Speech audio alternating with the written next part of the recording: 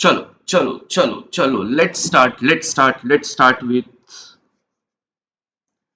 Thermodynamics. चलो भैया, चालू करते हैं। देखो, सबसे पहले तो ये समझ लो कि कौन से स्टूडेंट्स इस सब्जेक्ट को यहां पे इस प्लेटफॉर्म में पढ़ सकते हैं।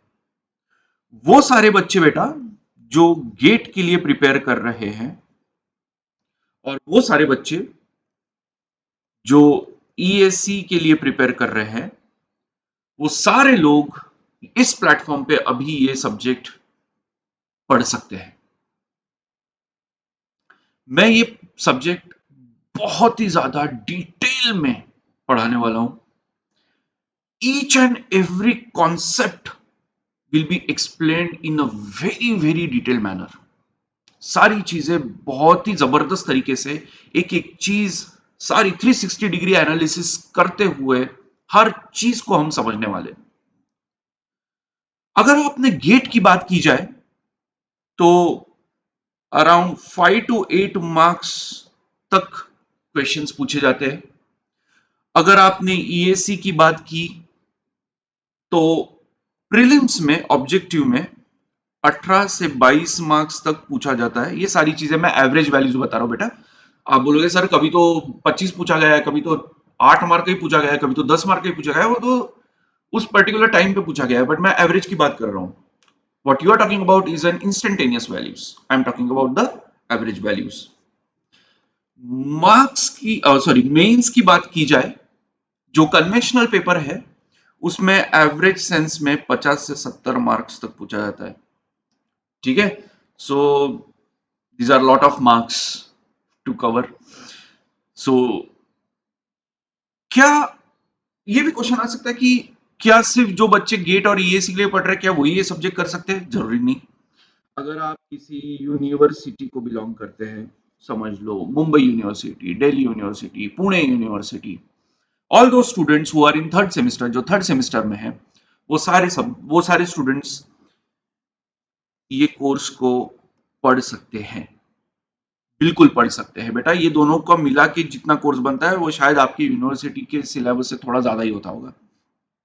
So believe me, all those students who are in third semester doing mechanical engineering, all of them can take this course, all of them.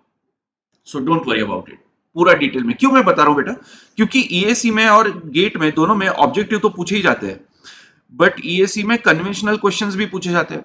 तो मैं कन्वेंशनल क्वेश्चंस भी करवाऊंगा, ऑब्जेक्टिव क्वेश्चंस तो करवाऊंगा ही करवाऊंगा। तो ये दोनों मिला के आपका टारगेट सेटिस्फाई हो जाएगा। ठीक है, now before I start the subject, कुछ चीजें क्लियर करना चाहता हूं मैं यहां पे। पहली चीज बेटा, पहली चीज, ये सब्जेक्ट में मेनली इंग्लिश में पढ़ाऊंगा। इंग्लिश माने Hindi plus English. Rather it will be Hindi dominated part. Okay, I mean Hindi will be mainly dominating, and then छोटा मोटा इंग्लिश आ जाएगा बीच बीच में। वो इसीलिए बेटा क्योंकि मेजोरिटी ऑफ द जनता जो है वो हिंदी जानती है और इंग्लिश कम जानती है। और वो सारे बहुत से ऐसे लोग हैं जो इंग्लिश जानते हैं बट वो हिंदी समझ में आ जाती है उन लोगों को। हाँ, कुछ लोग ऐसे हैं जिनको सिर्फ इंग्लिश ही आती है और हिंदी नहीं आती। और अगर उनके तरफ से डिमांड बढ़ी, बहुत ज्यादा डिमांड बढ़ी, तो ही मैं एक दूसरा चैनल खोलूंगा जो प्योरली इंग्लिश पे ही होगा, और मैं ये सारे सब्जेक्ट्स इंग्लिश में फिर पढ़ाऊंगा। ठीक है, so second thing, second important thing, ये सारे वीडियोस बेटा प्योरली अनएडिटेड है, अनएडिटेड रहेंगे। ये तो है ही, आगे के जो आएंगे वो भी अनएडिटेड ही रहेंगे। एक तो फंडामेंटल रीजन ही है कि मेरे पास टाइम नहीं है एडिटिंग का इतना। दूसरा रीजन ये है कि we have come here to learn. Okay, main objective is teaching learning. तो एडिटिंग का कोई रोल होना ही नहीं चाहिए। अगर आप सीखना चाहते हो तो एडिटिंग करूं या ना करूं आप सीख लोगे। और अगर मैंने एडिटिंग किया और अगर आप सीखना नहीं भी चाहोगे, मैंने कितना भी एडिटिंग कर दूं, आप नहीं सीखोगे। ठीक है, तो वो सारे झंझट में मैं नहीं पड़ रहा। मैं डायरेक्ट बुलजाय हिट कर रहा हूं, सीधा आऊंगा, पढ़ाऊंगा और चला जाऊंगा। That's it. ठीक है, so let's start with our business. Before we start, let me just go little bit below. Okay, चलो गुड। देखो, अगर आपको कोई डाउट आता है आगे चल के, प्लीज कमेंट सेक्शन में कमेंट करो। मैं जल्द ही एक नया मोबाइल नंबर और ईमेल एड्रेस दूंगा। आप उस पर मुझे पर्सनल मैसेजेस करके या क्वेश्चंस पूछ सकते हो, और मैं कोशिश करूंगा आपके सारे जवाब देने की कोशिश करूंगा। So should we start? Ready? चलो, first thing first, we should enjoy this subject like anything, or rather we should enjoy our life like anything. I will say, don't become very serious about this. See, important importance इस subject का समझ लो, और जब काम करोगे तो मजे में करो, तो आपको वो पूरा सब्जेक्ट का टेंशन नहीं रहेगा आप लोगों को। एज इफ कि यार मुझे करना है और मुझे मजा आता है और यही मुझे करना है, ऐसा दिमाग में रखते हुए इस सब्जेक्ट को टारगेट करो। ये सब्जेक्ट एक्स्ट्रा ऑर्डिनरीली कंसेप्चुअल है। ऐसे ऐसे कंसेप्ट है कि आप हिल जाओगे। इतने सारे अजम्पशन से, इतने सारे ट्रिक्स से, ऐसी ऐसी छोटी सी एक वर्ड पूरा मीनिंग घुमा देगा और आप सोचते बैठ जाओगे कि यार ये क्या हो गया। इसलिए मैं इसको थोड़ा डेंजरस सब्जेक्ट भी बोलता हूँ, क्योंकि आप आगे चल के जानोगे बेटा, आप आगे चल के समझ जाओगे कि मैं क्या बोल रहा हूँ। थोड़ा पेशेंस रखो। And last and the foremost thing is, most important thing is कि अगर आप ये कोर्स कर रहे हो बेटा, शुरू से अंत तक करो। बीच में आए चले गए, अब बीच में थोड़ा फॉरवर्ड कर करके देख लिया, ऐसा मत करना। ऐसा प्लीज मत करना। देखो, मैं मेहनत कर रहा हूं आपके लिए, तो उस मेहनत को जाया मत जाने देना।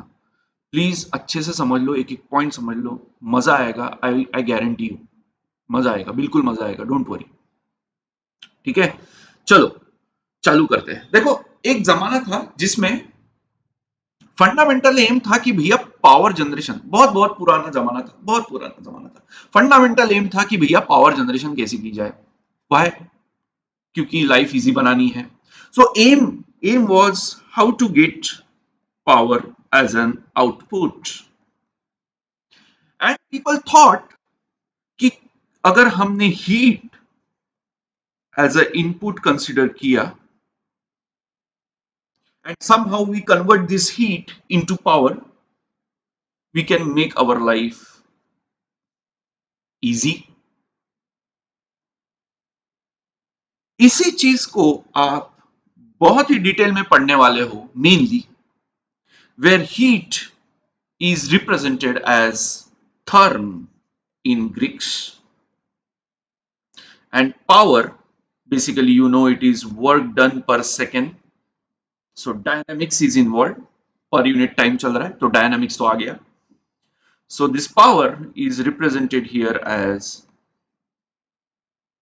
dynamis। अब इसका एग्जैक्ट प्रोनाउंसिएशन मुझे नहीं पता, जितना मुझे समझता है मैंने बोल दिया है, thermodynamics. This is basically Greek words which was later given as thermodynamics. और ये भैया हमारे लॉर्ड केल्विन जी ने पहली बार ये नाम दिया था। ठीक है, और रादर पहली book on thermodynamics was written by Rankine. ठीक है, आप लोगों को शायद ये लग रहा होगा बेटा, ये अभी जो भी हमने डिस्कस किया, इससे एक इंप्रेशन आ गया होगा आप लोगों के दिमाग में कि कहीं सिर्फ हीट एंड पावर और इनका कन्वर्जन, क्या यही थर्मोडायनेमिक्स है? अरे नहीं, थर्मोडायनेमिक्स तो जब से यूनिवर्स चालू हो गया, जब से बिग बैंग हुआ होगा, तब से लेके अभी तक each and every process each and every step of this universe involves thermodynamics. हर चीज में थर्मोडायनेमिक्स बेटा। हमारा एम था कि हीट को पावर में कैसे कन्वर्ट करें, तो we use the laws of thermodynamics and we created. ऐसा नहीं कि थर्मोडायनेमिक्स जबरदस्ती बनाया गया है, ऐसा नहीं है। Principles of thermodynamics are there everywhere. हर everywhere principles of thermodynamics are there. यहां तक कि बेटा there are many people I know from IIT Bombay who are working on the application or the analysis of black hole using thermodynamics. Black hole की study करने में भी thermodynamics का use होता है। यानी it's not about just, so it's a huge subject, we are taking a small part of it, छोटू part हम उसमें से ले रहे हैं और हम अब उसको एज अ क्लासिकल थर्मोडायनेमिक्स के नाम से पढ़ेंगे।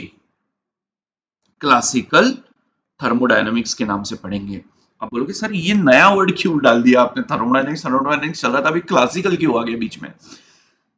देखो ऐसा है, in general thermodynamics is can be classified in two ways. One is classical thermodynamics and second is statistical thermodynamics. Classical thermodynamics and statistical thermodynamics. ये इंटरव्यू टाइप ऑफ क्वेश्चंस बीच बीच में मैं कवर करता रहूंगा बेटा। कभी कभार पूछा जा सकता है ऐसी छोटी मोटी चीजें, तो आपको पता होनी चाहिए कि क्या है। In classical thermodynamics we are only looking for the overall effect. Overall effect, and if you are considering if you are considering the individual effect of each and every molecule in a statistical sense, कोई statistics use करके averaging करके अगर आपने individual molecule का effect अगर देखना चाहते हो तो आपको स्टैटिस्टिकल थर्मोडायनेमिक्स में घुसना पड़ेगा। But as a mechanical engineer, we don't want this right now. Yes, you can learn this in advanced subjects if you are doing MTech or something like that, or if you are in IIT, maybe you will have higher courses on advanced thermodynamics, वहां पे ये subject पढ़ाया जाता है बहुत ही detail manner में। But आपके course में स्टैटिस्टिकल थर्मोडायनेमिक्स नहीं है, गेट और EAC के कोर्स में स्टैटिस्टिकल थर्मोडायनेमिक्स नहीं है। So we are basically looking for the overall effect. यानी अगर समझ लो एक ब्लॉक है बेटा और 3-4 लोग इसको पुश कर रहे हैं, तो मैं ओवरऑल इफेक्ट देख रहा हूं कि ओवरऑल इफेक्ट क्या हुआ इस ब्लॉक के ऊपर। इस बंदे ने क्या किया, इस बंदे ने क्या किया, इस बंदे ने क्या किया, इस बंदे ने क्या किया, अलग अलग इफेक्ट्स कैसे पड़े, इससे मुझे इंटरेस्ट नहीं है। इंटरेस्ट ये है ओवरऑल इफेक्ट क्या है। फोर्स हुआ, हाँ कितना फोर्स हुआ, नेट फोर्स इतना हुआ भैया। क्या ब्लॉक घुमा, हाँ घुमा, नहीं घुमा, नहीं घुमा, that's it. But I am talking about an overall effect here. Okay, so this is the fundamental difference between the classical thermodynamics and statistical thermodynamics. Now pause, रुक जाओ, अभी समझो। दो चीजें हैं बेटा, दो चीजें हैं। एक है डेफिनेशन ऑफ थर्मोडायनेमिक्स और एक है एम ऑफ थर्मोडायनेमिक्स। अगर आपने डेफिनेशन की बात की बेटा, तो मेरे ख्याल से ये वो डेफिनेशन है जो हर बच्चा अपने मां के पेट से सीख के आता है। क्योंकि है ही क्या, देखो अगर मैंने आपके दिमाग को, अगर आपको कुछ नहीं पता थर्मोडायनेमिक्स के बारे में, अगर मैंने आपको बोल दिया थर्मोडायनेमिक्स, तो आप एक अंदाजा लगा दोगे कि यार ये डेफिनेशन होगी और क्या डेफिनेशन होगी, right? The definition of thermodynamics is very straightforward, and it is the science of energy transfer and and its effects on the properties of the system. It is the science of energy transfer and its effects on the properties of the system. ये definition ठीक है, definition है, important definition है, very crucial definition है, पर ये कभी M नहीं हो सकता।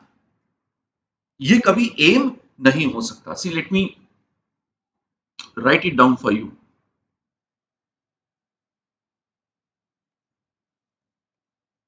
It is a science of energy transfer and its effect on the properties of the system. देखो, अगर सिर्फ एनर्जी ट्रांसफर की ही बात कर रहे हैं, अगर सिर्फ एनर्जी ट्रांसफर की ही बात हो रही है बेटा, आई एम सॉरी, हाँ, अगर एनर्जी ट्रांसफर की ही बात कर रहे हैं तो आपका कोर्स सिर्फ फर्स्ट लॉ ऑफ थर्मोडायनेमिक्स तक ही होना चाहिए।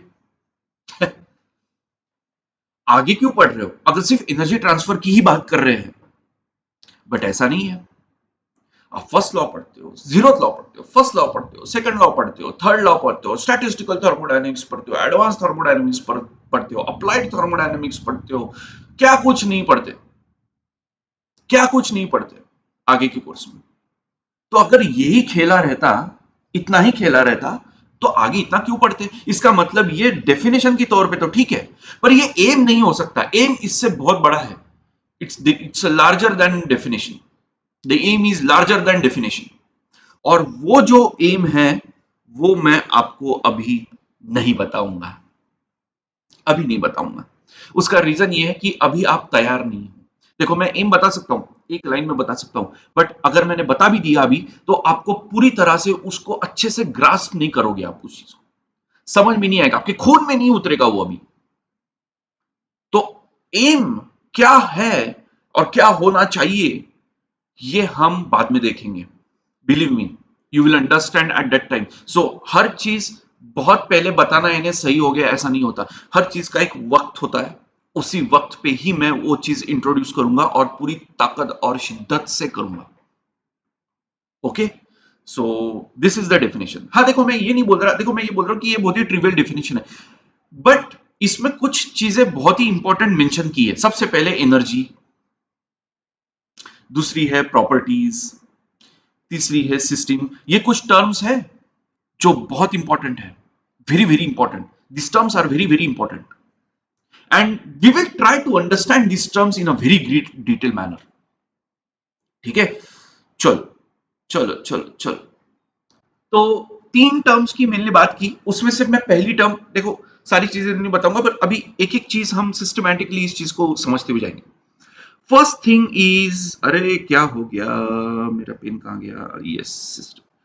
सिस्टम पहला वर्ड लेते हैं, system system system system. It is the region in space.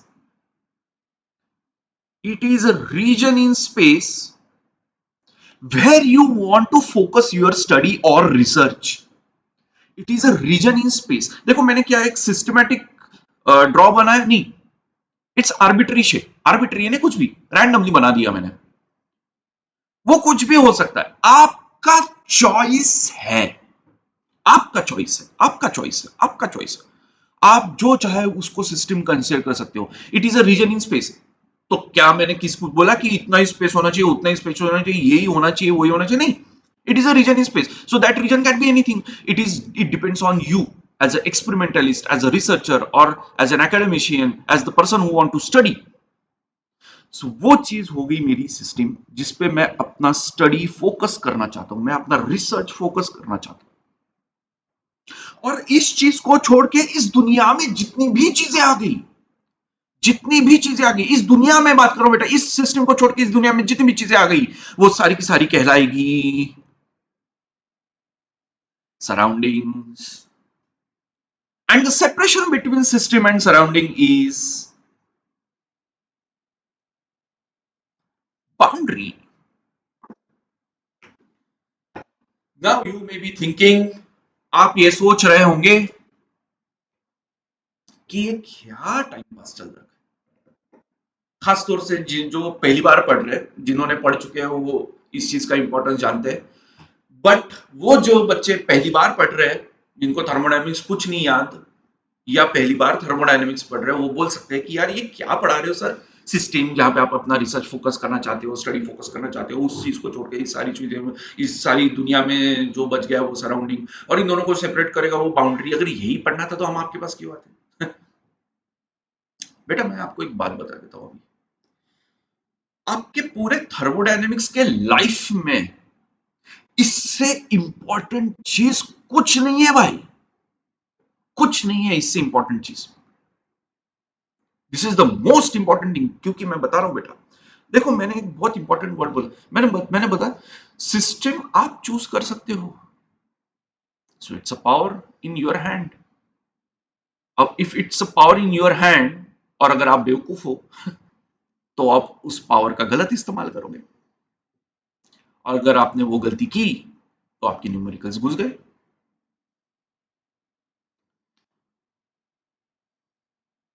Considering any system, which system to consider depends on where are you putting this boundary। आप ये boundary कहां put कर रहे हो ये मैटर करेगा आप कौन सी सिस्टम को कंसिडर कर रहे हो, और आप कहां कहां पे अपनी बाउंड्री रख रहे हो, कौन सा एरिया कवर कर रहे हो, ये बहुत ही ज्यादा मैटर करता है, बहुत ही ज्यादा मैटर करता है। सो मेरे दोस्तों, इस चीज को इस चीज को हल्के में मत लेना। Please don't take these things in a very lighter manner, don't take this. This is the most important thing. If you don't consider your system properly, you cannot do your analysis. See the definition where you want to focus your study. You want to focus your study. अगर आपने system properly consider नहीं की तो आपका study गलत analysis देगा, ठीक है। इसको हल्के में मत लेना। आप बोलोगे सर ये डेमोन्स्ट्रेट कर सकते हो आपकी क्या इतना इतना इंपॉर्टेंस क्या है सिस्टम का? बिल्कुल कर सकता हूं बेटा, अभी नहीं, अभी रुक जाओ, आगे चल के कर दूंगा, डेफिनेटली करूंगा, 100% करूंगा, अभी के लिए रुक जाओ। This system is mainly classified in two ways. One is what you call it as closed system, and second what you call it as open system.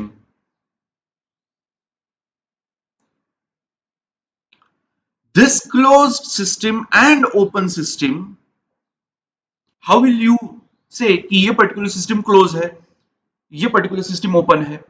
ये डिपेंड करेगा क्या वहां पे मास ट्रांसफर हो रहा है, क्या वहां पे एनर्जी ट्रांसफर हो रहा है। अगर मास ट्रांसफर हो रहा है और एनर्जी ट्रांसफर हो रहा है तो आप उसको बोलोगे ओपन सिस्टम। अगर मास ट्रांसफर हो रहा है और एनर्जी ट्रांसफर हो रहा है then you will call that system as open system. Let's say for example you have a nozzle, ठीक है, you have a nozzle. Look at this carefully, it is not insulated. It is not insulated. And there is, let's say I consider this as my boundary. देखो ये important है, मैंने क्या boundary consider की, ये बहुत इंपॉर्टेंट है बेटा। मैं फिर से बता रहा हूं आप लोगों को, आप बहुत हल्के में लोगे इस चीज को, मैं जानता हूं, और वहीं घुसोगे आप, गारंटेड। मैंने ये बाउंड्री कंसिडर की, so in some sense I have fixed a volume and then I am analysing, मैं एनालाइज कर रहा हूं कि क्या यहां पे मास ट्रांसफर हो रहा है।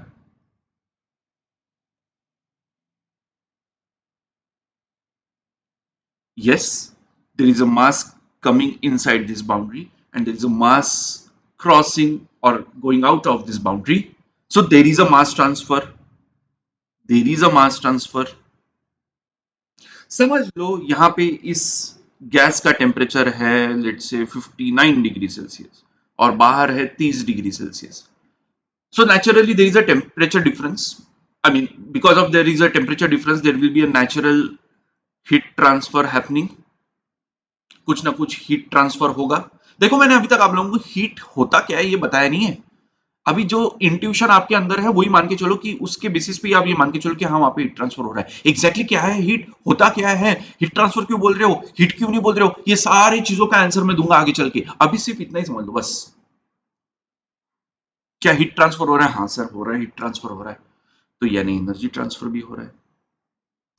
Such system is called as open system. आपने देखा होगा बेटा कि ये वॉल्यूम फिक्स्ड है, ये वॉल्यूम फिक्स्ड है। So in some sense we are calling this also by another name as control volume। आप बोलोगे सर ये क्या होता है एग्जैक्टली अभी एग्जैक्टली समझ में नहीं आ रहा हमको एग्जैक्टली होता क्या है ये कंट्रोल वॉल्यूम।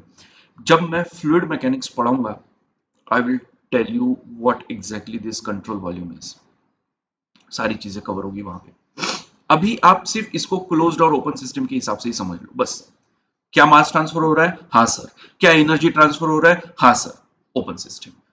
आप में से बहुत से लोगों को लगता होगा कि भैया हीट ही एनर्जी फॉर्म है। अबे नहीं, नहीं नहीं, समझ लो बेटा, समझ लो आपके पास let's say there is a turbine.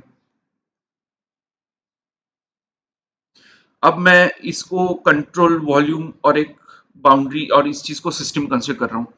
इस टरबाइन को घुमाने के लिए मास ट्रांसफर हो रहा है, हाँ बिल्कुल हो रहा है। जिस इस मास के इंपैक्ट के कारण, इस जेट के इंपैक्ट के कारण ये टरबाइन रोटेट हो रहा है, हाँ सर हो रहा है। So there is a shaft which is also rotating, yes it is rotating. So it has a work transfer also, yes yes। So work is basically, what is work? What is work? It is basically a form of energy only a different nature of energy। क्या difference है बाद में देखेंगे पक्का, 100% sure, God promise, बिल्कुल पढ़ाऊंगा। क्या difference है वर्क और हीट में ये पक्का बताऊंगा मैं आप लोगों को, ठीक है। वही तो एम है बेटा, आपको पता ही नहीं है, वही तो एम है। अभी अभी सबसे मान लो work is just another form of energy, that's it. The quality is different, quality of heat and work is different, but for now समझ लो कि ये एक एनर्जी ट्रांसफर हो रहा है। तो वर्क ट्रांसफर हो या हीट ट्रांसफर हो, basically you are talking about energy transfer. And if you are talking about energy transfer तो ये एक ओपन सिस्टम हो गई भैया, मास ट्रांसफर भी हो रहा है और एनर्जी ट्रांसफर भी हो रहा है। Now come to another case. समझ लो, समझ लो there is a piston cylinder assembly। Let's say this is a piston, let's say this is a piston, and there is a gas entrapped in this। Again मैं बोल रहा हूं बेटा, फिर से बोल रहा हूं, you assume a system of this gas। let's say this gas is your system, let's say this gas is your system, okay, which is entrapped। ठीक है, मैंने यहां पे कहीं पे भी वॉल्स नहीं दिखाए हैं। अगर वॉल्स दिखाता तो वहां पे मास ट्रांसफर भी होता, पर मैंने क्या बोला, एंट्रैप्ड है बेटा, वहां पे कोई वॉल्व नहीं है, कोई भी वॉल्व नहीं है। और समझ लो मैंने इसको हीट करना चाहा, so there is a heat transfer. ये हीट ट्रांसफर के कारण हो सकता है कि ये गैस एक्सपांड हो, so there will be some kind of work transfer because there will be a displacement of piston. ये पिस्टन डिस्प्लेस होगा, पिस्टन डिस्प्लेस होगा यानी कुछ अमाउंट ऑफ वर्क ट्रांसफर भी हो रहा है, यानी बेसिकली एनर्जी इंटरेक्शन हो रहा है, एनर्जी ट्रांसफर हो रहा है। अगर एनर्जी ट्रांसफर हो रहा है तो इसको क्लिक कर, बट बेटा क्या यहां पे मास ट्रांसफर हो रहा है? क्या यहां पे मास ट्रांसफर हो रहा है? नहीं नहीं, ये इंट्रैक्ट है बेटा, यहां पे कहीं पे भी मैंने वॉल्स नहीं दिखाए। अगर मैंने वॉल्स नहीं दिखाए इसका मतलब वहां पे मास ट्रांसफर होना पॉसिबल नहीं। अगर मास ट्रांसफर नहीं हो रहा है, अगर मास ट्रांसफर नहीं हो रहा है, अगर मास ट्रांसफर नहीं हो रहा है और सिर्फ एनर्जी ट्रांसफर हो रहा है, तो आप उस सिस्टम को बोलोगे क्लोज्ड सिस्टम। तब आप उस सिस्टम को बोलोगे closed system. My friends, many of you must be thinking कि सर हमने और एक चीज सुनी थी और पढ़ी थी रादर, आपने तो सिर्फ दो क्लासिफिकेशन बताए, क्लोज सिस्टम और ओपन सिस्टम। मैंने आपको बताया there is something called system, इसके दो क्लासिफिकेशन होते हैं, एक होता है भैया क्लोज सिस्टम, दूसरा है भैया ओपन सिस्टम। क्लोज सिस्टम में मास ट्रांसफर नहीं होता, एनर्जी ट्रांसफर होता है। ओपन सिस्टम में मास ट्रांसफर भी होता है और एनर्जी ट्रांसफर भी होता है। पर सर हमने और एक चीज पढ़ी थी सर, हमने और एक चीज पढ़ी थी सर, क्या क्या? आपने पढ़ा था एक और एक सिस्टम जिसको आप बोलते हो आइसोलेटेड सिस्टम। आइसोलेटेड सिस्टम बेटा ये अलग क्लासिफिकेशन नहीं है, क्लासिफिकेशन क्लोज्ड और ओपन ही है। Isolated system, you can say it is a special case of closed system. It is a special case of closed system. कैसे? देखो आइसोलेट कर रहे हो, आइसोलेट कर रहे हो, आइसोलेट ये वर्ड में ही उसका मीनिंग छुपा हुआ है। आइसोलेट कर रहे हो यानी भैया उसका कुछ इंटरेक्शन ही नहीं होना चाहिए, इंटरेक्शन नहीं होना चाहिए, एनर्जी इंटरेक्शन भी नहीं होना चाहिए और मास इंटरेक्शन भी नहीं होना चाहिए, यानी मास ट्रांसफर भी नहीं होना चाहिए, एनर्जी ट्रांसफर भी नहीं होना चाहिए। हमने आइसोलेट कर दी उस चीज को। आप मैं अगर मैंने आपको पूछा सर बेटा एग्जाम्पल बता सकते हो आप कोई किसी चीज का जो आइसोलेटेड सिस्टम को बिलोंग करता हो? आप बोलोगे सर थर्मोफ्लास्क। थर्मोफ्लास्क बेटा कभी सिर्फ थर्मोफ्लास्क मत बोलना। लेट्स से चलो इसको मैंने इंसुलेट कर दिया, इस थर्मोफ्लास्क को। Make sure you call it as a sealed thermoflask. भाई यहाँ पे टैप भी तो होता है, वो बंद है, मैं ये मान के चल रहा हूं कि वो बंद है, वो बंद है इसलिए ही मास ट्रांसफर नहीं हो रहा। और क्योंकि ये इंसुलेटेड है माय फ्रेंड्स, और entire thermoflask is insulated, there is no energy transfer, so there is no mass transfer, there is no energy transfer, so this is an example of isolated system। But आप देख सकते हो बेटा कि close system वो होता है जिसमें मास ट्रांसफर नहीं होता। यहां पे भी मास ट्रांसफर नहीं है, so this becomes a kind of a special case of a closed system। This becomes an example or a special case of a closed system। But अगर आपको इंटरव्यू में पूछा गया बेटा कि what is an example of isolated system, give me a profound example of isolated system, एक profound example तो बता, तब आप क्या आंसर दोगे? थर्मोफ्लास्क तो बहुत ही कॉमन सी चीज है। चलो मैं बताता हूं, मैं बताता हूं आपको, मैं बताता हूं आपको, हम बताऊंगा हम। देखो देखो देखो, मैंने आपको बताया था बेटा कि सिस्टम वो चीज होती है जहां पे, और वो रीजन ऑफ स्पेस होता है जहां पे आप अपना स्टडी फोकस करना चाहते हो। यस। और इसको छोड़ के इस दुनिया में जितनी भी चीजें आती है वो सारी चीजें आती है सराउंडिंग में, दुनिया में बेटा दुनिया में।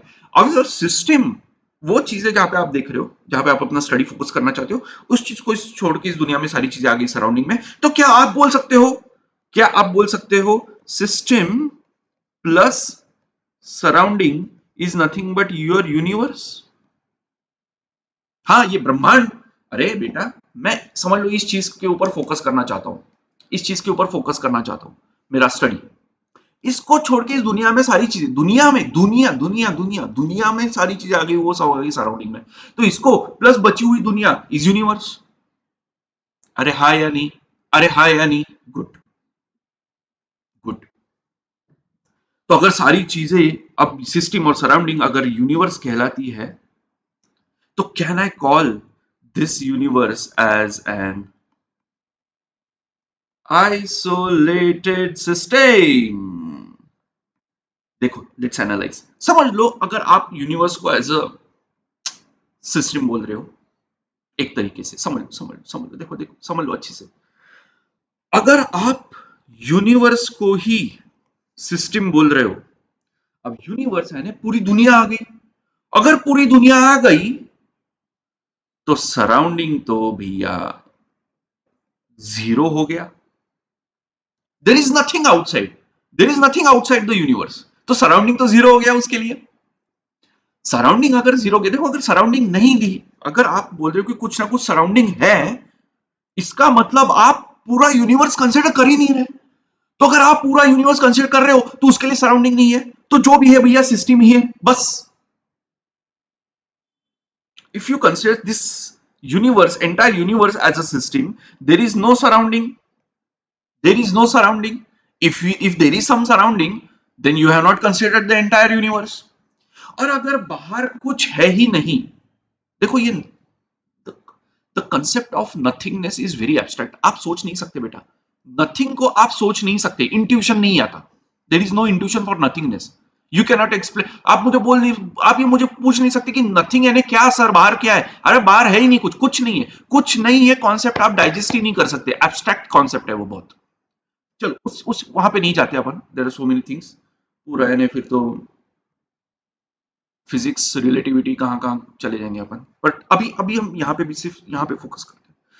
अगर मैं बोल रहा हूं कि मेरा सिस्टम ही मेरा, I am so sorry, I am so sorry, I am so sorry, I am so sorry, I am so sorry, अगर मेरा यूनिवर्स ही सिस्टम है, तो मैं मान के चल रहा हूं कि there is no surrounding, it's nothing, it's a nothingness, nothing nothing. तो अगर पूरा यूनिवर्सल सिस्टम कंसीडर कर दिया मैंने, तो उसके बाहर कुछ है ही नहीं। अगर बाहर कुछ है नहीं तो बाहर कुछ जा नहीं सकता, ना मास जा सकता है ना ही एनर्जी जा सकती है। ना मास जा सकता है ना एनर्जी जा सकती है।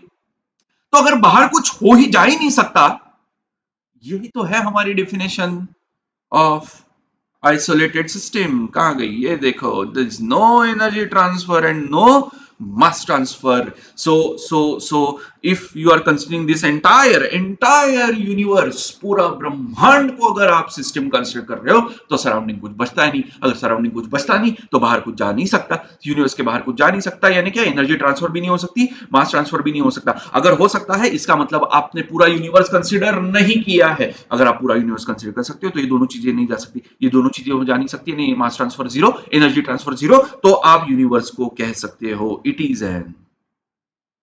an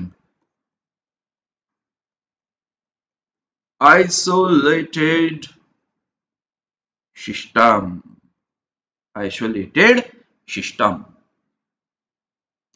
आई होप आपको मजा आ रहा है, and let's go ahead, let's go ahead. चलो चलो चलो, रुकने का नहीं, चलते रहने का पूरी ताकत और शिद्दत के साथ। चलो, first thing, second thing, first thing होगी सिस्टम के बारे में हमने जाना। There is another point to notice about boundary. बेटा ये बहुत ही डिटेल में अपन बाद में पढ़ने वाले हैं। Understand the nature of a boundary. जैसे मैंने आपको पिस्टन सिलेंडर की बात की, देखो ये जो बाउंड्री मैं कंसीडर कर रहा हूं, ये जो मैं बाउंड्री, चलो let me use another colour. ये जो बाउंड्री मैं कंसीडर कर रहा हूं, आप देख सकते हो अभी, if I press the piston in this direction, this boundary will get collapsed or it will get contracted. अगर मैंने पिस्टन इस डायरेक्शन में पुल किया, this boundary will get expand. So boundary can be flexible. The nature of boundary could be flexible. अगर मैंने एक rigid container consider किया जिसके अंदर गैस फिल्ड है, और उसको मैं बाउंड्री कंसिडर कर रहा हूं, अब ये रिजिड है, this is rigid, so boundary could B rigid.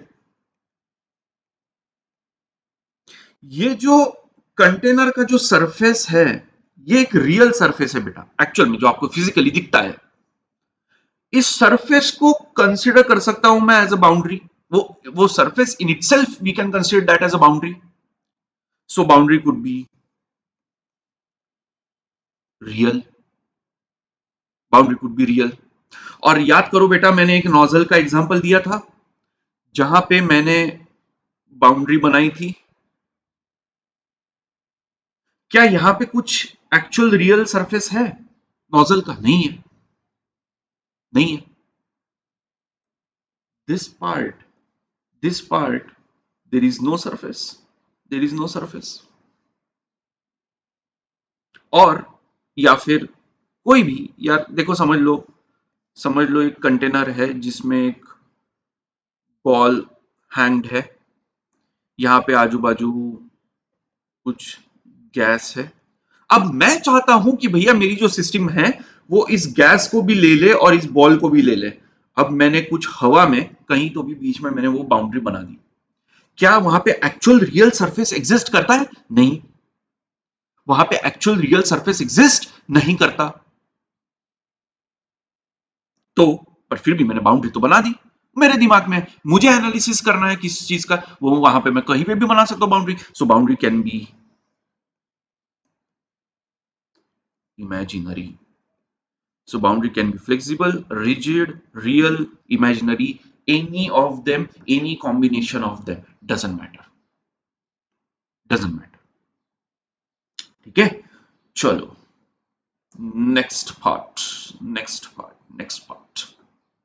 Second important word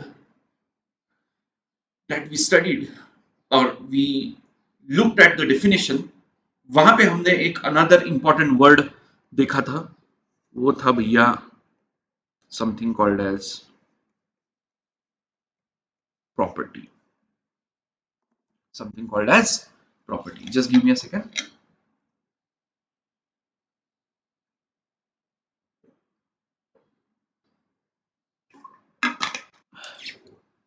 property. अब देखो, अभी बहुत तगड़ा और इंपॉर्टेंट डिस्कशन होने वाला है। I want your 200% concentration and focus. 50-100 से मेरा काम नहीं बनता, मुझे कम से कम 200% फोकस होना चाहिए। आप, मुझे नहीं पता आप कितना थक चुके हो, क्या हो, आई डोंट केयर। पढ़ना है या ना पढ़ना है, 200% कॉन्सेंट्रेशन से ही पढ़ना है, आई डोंट केयर। ठीक है, समझ लो इस चीज को, अच्छे से समझ लो। देखो, आप लोगों को, देखो समझ लो, एक एक एग्जांपल की तौर, ठीक है, एग्जांपल की तौर समझ लो, आप किसी डॉक्टर के पास गए। If you go to a doctor, आप समझ लो बीमार हो, आप उस डॉक्टर के पास गए, तो आप बन गए उस डॉक्टर के लिए सिस्टम, उस डॉक्टर के लिए आप बन गए सिस्टम। ये जो स्किन है, let's say this is a some sort of a boundary, ठीक है, and this is the system because he wants to focus his study. This is the region of space where he wants to focus his study. I hope not research but study. But जब मैं बोल रहा हूं कि ये वो space है जिसके ऊपर मैं अपना स्टडी फोकस करना चाहता हूं, वो स्टडी किस आधार पे रहेगी बेटा? तो मुझे उस स्पेस के कुछ कैरेक्टरिस्टिक्स जानना जरूरी है, कुछ कैरेक्टरिस्टिक्स जानना जरूरी है। उस उन्हीं कैरेक्टरिस्टिक्स को ही आप ये प्रॉपर्टी बोलते हो, उन्हीं कैरेक्टरिस्टिक्स को आप प्रॉपर्टी बोलते हो। जैसे कि वो ब्लड प्रेशर चेक करेगा, टीएसएच लेवल चेक करेगा, ईसीजी निकालेगा, ईईजी निकालेगा, तो वो उस एक पर्टिकुलर कैरेक्टरिस्टिक्स डिफाइन करेगा मेरे उस स्टेट ऑफ सिस्टम को, उस सिस्टम को rather, and based on that he will conduct it's other further studies. Similarly, हम इन thermodynamics we need to understand the characteristics of that system which are expressed in terms of properties. और आप लोगों को अभी तक ये पता है that pressure is a property, volume is a property, temperature is also a property, ठीक है। मैं यहां पे दो ब्लैंक स्पेसेस बना रहा हूं। अगर आप अब नोट्स बना रहे हो बेटा, अगर आप नोट्स बना रहे हो, मैं आपको रेकमेंड करूंगा कि आप ऐसे ही कुछ बनाएं। प्रेशर लिख दो, वॉल्यूम लिख दो, टेम्परेचर लिख दो, कॉमा करके दो स्पेसेस बना दो। यहां पे मैं दो बहुत ही इंपॉर्टेंट प्रॉपर्टीज डालने वाला हूं। अभी नहीं, रुक जाओ, अभी समझ लो चीजों को, प्लीज समझ लो। आप लोगों को नहीं पता, बहुत सारे लोगों को नहीं पता मैं क्या बताने वाला हूं, अभी चीजें थोड़ा समझ लो। एक बहुत ही बड़ा गोल्डन स्टेटमेंट में डालने वाला हूं अभी, और उसको प्रूव भी करूंगा। प्लीज समझ लो, आगे चल के बहुत प्रूव करूंगा, अभी समझ लो। The golden statement is